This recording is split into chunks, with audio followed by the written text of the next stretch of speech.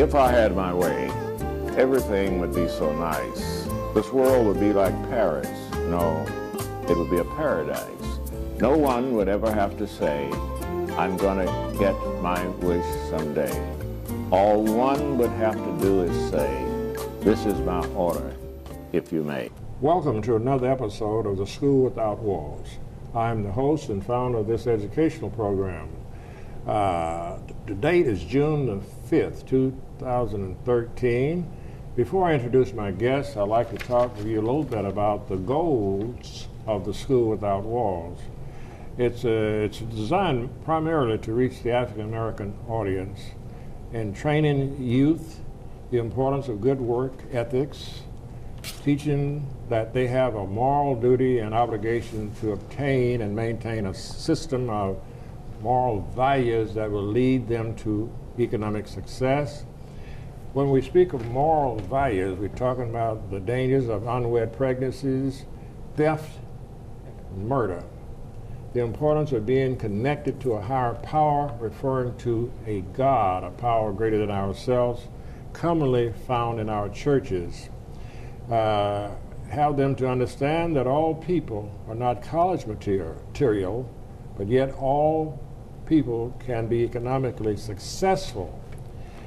Teach them the importance of trade schools and business planning. Teach them how to obtain wealth or a career with just a good high school education. Teach them good conversational skills and techniques called standard English. Teach them to understand the understanding of nonverbal skills and their importance. In other words, the way we dress, the way we behave, the way we act has a lot to do with what people think of us. And we're asking all African American organizations and churches to join us in the various things that I've mentioned. My guest today is Mr. Casey Higgins. I have asked him to be with us because I have observed him over the years as being a very ideal father. So he's labeled today as a model father, so when you see him, give him a salute and a high five and say hello. Glad to have you, Mr. Glad Higgins. to have you also. Okay. Glad to be Tell here. us a little bit about your background, if you will. I understand, I believe you were born here in Jefferson County. Yes, sir. Right? Yes, sir. I was born right here in Pine Bluff, Arkansas, Jefferson County, to a single mom. Without a dad all my life, wishing I had a father. Yeah. But I had plenty of mentors to look up to, my uncles and even my aunts who were so stickler about reading, drama, and I was always mad at them because I couldn't go outside and play when I wanted to. So back then we had the LPs that we had to listen to, Who's Afraid of the Big Bad Wolf and Hansel and Gretel and everything. And then it dawned on me that this just might take me somewhere. So I started enjoying acting. So I went on and did pretty good all my life, trying to be a model citizen, a young man or whatever.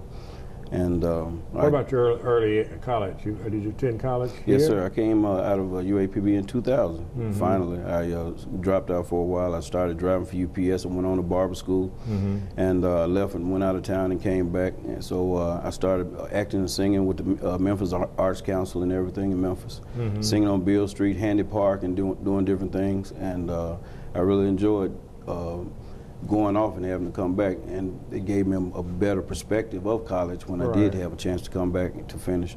You finished after you had a short career in what you call the theater or something like that? Yes, sir. Yes, sir. You did singing, you're a vocalist. Yes, sir. Both. Did you by any chance make any records doing that? No, I didn't. No, I didn't. You didn't do that? Most of the time I was a platform artist with Kazuri Hair Products. I was going to all the Brunner Brothers shows, and I was traveling, and I was doing different things. But I ran into a guy named Harry Winfield who had a TV show like Soul Train in Memphis. It was called Dance Time, and he was my vocal coach, and he really stuck to me. He was the one that got me started with the Memphis Arts Council and Memphis in May, and doing different things and taking it to the streets. And he was like, "You're a very seasoned actor." He said, where have you been? I said, I've been in Pine Bluff, Arkansas, trying to get my degree. But by me unloading diesel trailers and package cars early in the morning and at UAPB, it was kind of rough trying to go to school in the morning after I got off work. I had to stand on the football team for a while, so I had to sneak out of the dorms and go to work at UPS. So they would punish me because they thought I was going out to see some girl, and then it dawned on me this guy has on work boots and work gloves. So when they finally asked me, they said, "Where are you going at 3-something in the morning?" I said, "Coach, I'm coming from a single mom." I said, "I have 5 diesel trailers unload as fast as I can so I can ride my 10-speed back to football practice 2-a-days." So that's when Archie Gunslinger Cooley was here. I see. Sure did. So I was the last name on the roster when I made the team. What position did you play? I was a punt return and kickoff return specialist. Okay. And what was your major? Speech and drama. Speech and drama. Right here at it was University of Arkansas, right? Yes, sir. Yeah, right. Yes, sir. Okay. Yes, sir. We have about 2 more minutes in this segment. What would you say to young people, and you use that camera right there, what would you say to young people? Notice how you handle your youngsters, your boys so well, and yes, so forth. What would you say to young fellows who don't have dads like you? I would say stop being rebellious toward your moms or whoever you do have, your grandmother, your grandfather, whoever may have you in the household with them. Stop being rebellious. Learn to listen. Quit being rebellious toward your teachers, and it's not. And don't feel like the world is completely on your shoulders. You have to at least be able to absorb love in order to accept it, in order for it to get go back into the world in return. Because if you don't, you can easily find yourself doing things out of anger. Right. You can easily find yourself in the system for no reason, wanting to fight everybody or wanting to just lash out at your teachers, and they just may be your best friends. That's very good advice, and I would just like to add to this to young people. Keep in mind that you're not responsible for your birth. Right. You're not responsible for your parents. Right. But you do have a responsibility once you get in this world to try to find mentors and things and people like that who will help you. And we do understand your anger. Right. Yeah. Right. But you got to learn to control it. Right? Exactly.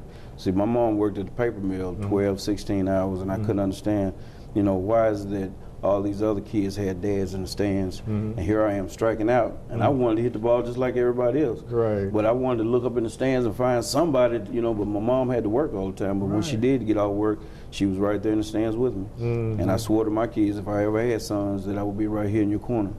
Well, you've certainly done a good job as far as I can see, and I've known you quite a while. You have some fine young men. We're going to stop for break, and we'll be back in just a few minutes. Okay. Got one more segment. All right. Okay. In the small town of Elmira, New York, a boy was born into an all-American family. The odds of him opening his own clothing store at the age of 18? 1 in 138,000. Excited to be a part of pop culture, he packed for the big city. The odds of finding someone to invest in his vision? 1 in 4.5 million. The odds of him achieving his dream in the fashion industry? 1 in 23 million. The odds of having a child diagnosed with autism? 1 in 88. I am Tommy Hilfiger, and my family is affected by autism. Learn more at autismspeaks.org/signs. Early diagnosis can make a lifetime of difference. Those of you who just joined us, I'm Antonio Hobbs, host of this educational program, and my guest is Mr. Casey Higgins, whom I have labeled as a model father. I've seen him handle his sons in ideal fashion. We were talking, Mr. Higgins, about the attitude that young folks should have. Now, let's talk about how we as men can help those young people who don't have parents. What are some of the things that you are doing You want to talk to us about that? Well, like in the Dollaway school district, Dollaway has a hard way to go when it comes down to everybody wanting to lash out at Dollaway. But all schools have problems. Oh, yeah. Every school district in this world has some type of problem. It's in some form or fashion. Right. So when at a young age they started the Watchdog program that we well, it was grassrooted from the Jonesboro school district from when they had the Jonesboro shooting. Yeah. And we started at Dollaway. When you say we, who were the persons involved in that starting of that? Do you remember anybody else? Dads on patrols. Dads on patrol. That was with the police? No, that was with the Watchdog program. It's a national syndication. But what person other than yourself? Do you know any names of anybody? It's been a while now, Okay. but I know that Mrs. Prim was instrumental. Dr. Roberts was instrumental. Mrs. Hobbs was instrumental. Her husband is a deputy sheriff. And when I found out about it, I was, hey, let's get some dads on patrol. I got you. So when all the dads came aboard, if it was anything we ever needed, they were here for me. About how many dads did you have involved? 15, 20. Okay. So even on the when we had family fun day, if I needed a man to deep fry catfish, if I needed a dad to do the sack race or roll the egg contest or whatever needed to be done, they were ready to do it and do it with a good fashion. Good, because they saw how most of the men would drop, most of the women would drop the kids off in the morning times, but there would be no dads around at all. That's for school, you mean regular school day? Right. Yeah. And we went from having all the girls doing good on the state benchmarks and different things to all the boys stepping up to the plate. And I thought that was a big plus as far as, males were concerned. And I would say that stop using the excuse that she won't let me spend time with the kid. You have to be part of that kid's life from birth. Right. And if you're not able to, at least, a lot of women say, well, where was he when You're talking about the biological father now, right? Right. Yeah. But even if you're not the biological father, at least reach back and you see one in the streets, at least try. Try to help him. Exactly. But the biological fathers, I hear a lot of mothers saying, where was he when the baby was teething? Where was he when I needed some Pampers? Or where was he when he was with his other woman? And the list goes on and on. Downrating the black male. But what we need to do is start spending more time in the classroom with our own flesh and blood. I don't care if it's phonics. I don't care if it's just 1 + 1. Let me see you. The presence the is presence. a lot. Just being there means a lot, Right. doesn't it? Now, I can catch with your child, your son, all day long, but it's nothing like catching with his own dad. That is so true. Or if you don't have a dad, but some man that he thinks care about him, right? Loves him enough just to say, thank you. Thanks for being here for me. Thanks for being a listening ear for me. I noticed that your boy's involved in sports. What role do you think sports, what positive role well, I'll ask the question this, why do you involve your son so much in sports? Because a lot of people think I do a lot of things for brownie points or I do things for glory. I want them to feel responsible. I want to see if you can balance, the classroom with your athletics. They have all types of functions now, like programs like Play 60. It's so important to get your cardio up. It's so important to do things other than like music. Music is a big plus. It creates an avenue rather than you just getting somebody bouncing a basketball and somebody labeling you as going to the NBA or the NFL. A lot of people don't get a chance to go to the One NFL. in a million, they say. Exactly. Right? So you got to have some type of avenue to fall back on. And there's so many scholarships out here. So why not try to get a soccer scholarship or a football scholarship? I mean, they've taken golf lessons, they've taken tennis lessons. We've gone to Rebsamen, Pleasant Valley Country Club, taking tennis lessons. And the Lee Family Foundation here in Central Park plays a big role with the youth as far as tennis. But as far as football, a lot of people say that football is a rough sport. A lot of people say that basketball is a rough sport. So you got to have some type of avenue to fall back on, no matter what. I don't care if it's a saxophone, I don't care if it's a ukulele. You know, have some type of avenue that makes you feel better about yourself rather than sitting at home playing the video game all the time. Right. Just playing a video game, shooting up everybody. You know, when they came out with Grand Theft Auto, you know, and coming out with TV shows, How to Break Into Your House. We only have 2 more minutes. Okay. Let me say this. Okay. Let me sort of summarize what you said. I've heard you say that sports are good for many reasons. Right. One is for the physical health of the person. Right. Because so many of our youngsters are not active. Right. Obese. Right. That helps to build the body. Plus, that would be avenues to further education through scholarships should they be good enough. Exactly. Right? Exactly. That's good. And you mentioned another one other than those. There was another one. You got physical fitness. And then, of course, cardiovascular. Cardiovascular would be the physical fitness, but it'd be perhaps a route to school, scholarships, and then it keeps you out of trouble rather than hanging out on the corner or sitting somewhere playing.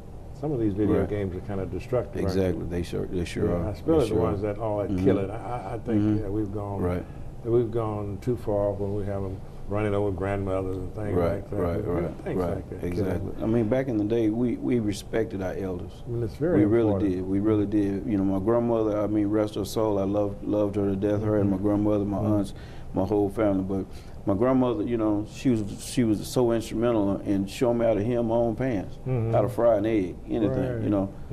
And so it. You can cook pretty well now. I try. But you know, we have to reach back and help our elderly people. Definitely. We have to, because that's the bridge that brought us over. Exactly. We're going to have to conclude on that. Glad to have you, and I'm going to have your sons to come up next. Yes, sir. All right. Cracked out a secret found their way out of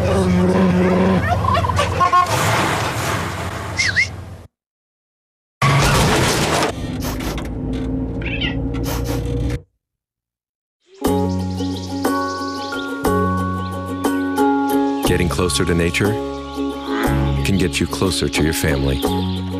Go to discovertheforest.org. I wouldn't have been at this ceremony if I hadn't been at this ceremony first. Unfortunately, nearly 30% of U.S. high school students aren't making it to graduation. And every one of us, every parent, every friend, and neighbor, has the responsibility to provide the support and encouragement they need to make it through. Because we all need to see a lot more of these pictures.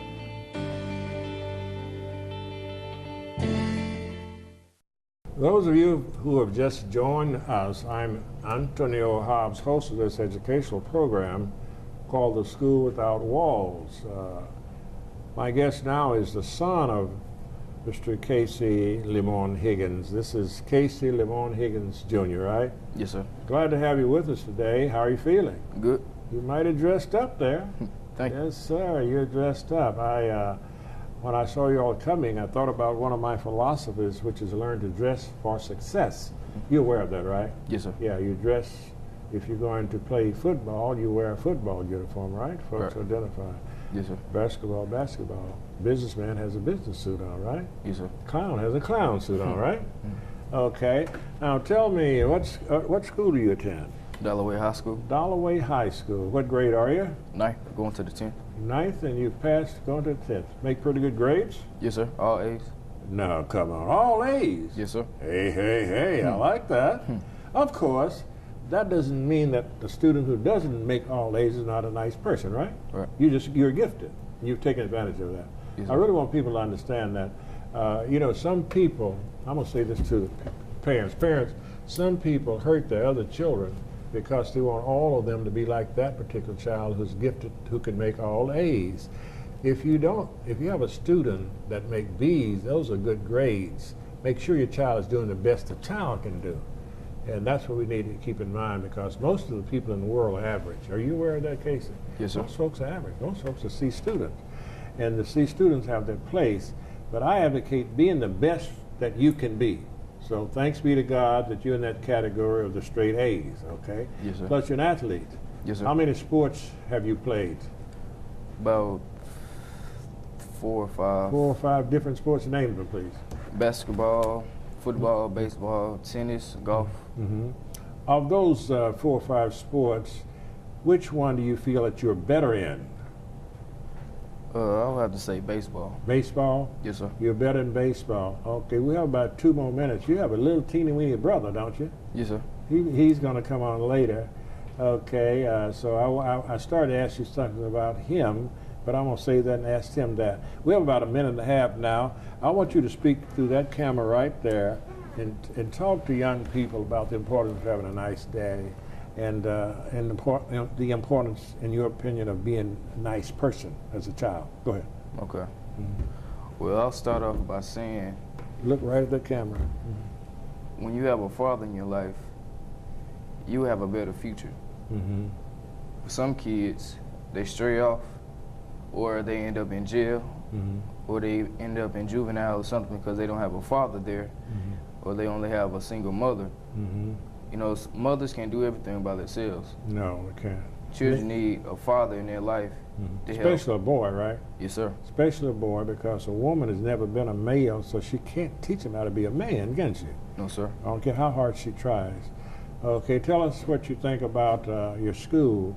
The next sport. What is the next sport? Let me ask you that. What is the next sport you excel in? Baseball is number 1. You think you're better in baseball? What's next? I would say football, but I'm just as good at basketball too. So I'll put them both at second. About the same? Yes, sir. I see. Now, which do you enjoy the best? I'll say football. You enjoy football the best. Yes, What sir. is it about football? It's the roughest game. What is it about football that you enjoy the best? Well, my position is quarterback, so I like to control the field, and you know, I have a big responsibility as a quarterback because I have to learn all the plays, and I got to keep the offense together. So I like being You the like leader. that managing and that leader. That's wonderful. Yes, sir. Whereas in basketball, we really don't have that situation. We have a semi-leader, but not like the quarterback, do we? No, sir. Baseball, that's a good point. I hadn't thought about it like that. Yes, sir. Now, your time should be up by now. We have about a half a minute now. Anything you want to say before you sign off? No, sir. We pretty much went over everything. Okay, you glad to be here? Yes, sir. Okay. Well, you keep on doing what you're doing, okay? Yes, sir. Take that off carefully there. Now, some action from the courts. Billie Jean King renewing her rivalry with Arthritis. First set, furious volley, and right to the net for a winner. Beautiful forehand there. Arthritis, stunned. And here, match point. Billie Jean with the ace, taking it in straight sets. Afterwards, a jubilant Billie Jean King. Tennis is a weapon for me with arthritis. There's nothing like it for me to hit a ball, run to the ball, anytime, any court. I'm ready. Let's go. What's your weapon against arthritis? Find out at fightarthritispain.org. Those of you who have just joined us, I'm Anthony O. Hobbs, host of this educational program called The School Without Walls. My guest at this time is Mr. Xavier Higgins, the son of Casey Higgins, whom I have labeled a model father. Glad to have you with us. Yes, sir. You remember I just stated that your dad is a model father. Yes, Are sir. you a model son? Are you an ideal son? Do you think so or not? Or do you need a little work and a little improvement? Yes, sir. Now, tell me, what would be an ideal son in your opinion? What kind of son would be an ideal son that mom and dad would be proud of? I think an ideal son is a son that will do anything for their father. Anything that their father needs help with, he's right there. Doesn't give the father any trouble. Obedient? Yes, sir. Obedient. Does good in school, everything. That is wonderful, wonderful. Look, how old are you? 13 years old. 13 years old. Are you still in junior high or are you in high school? I'm about to go to high school. You're about to go to the 9th grade? Yes, sir. That would be this fall, right? Yes, sir. Okay. You play sports also, don't you? Yes, sir. How many sports do you play? Like 4 or about 5. 4? Name them. Football, basketball, baseball, golf, and tennis. All right. Which of the games do you like the most? Football. You like football. What position do you play in football? Running back. Running back. You like to run that ball, huh? Yes, sir. Do you run? Are you the hard type running back or the elusive that can run around people? What is your skill? I'm kind of loose. You like to step around them and stiff arm them and stuff like that? Yes, sir. I see. Now, I asked you which one do you enjoy, right? Which sport are you better in? So I'll say football. You better in football, I see. Yes, sir.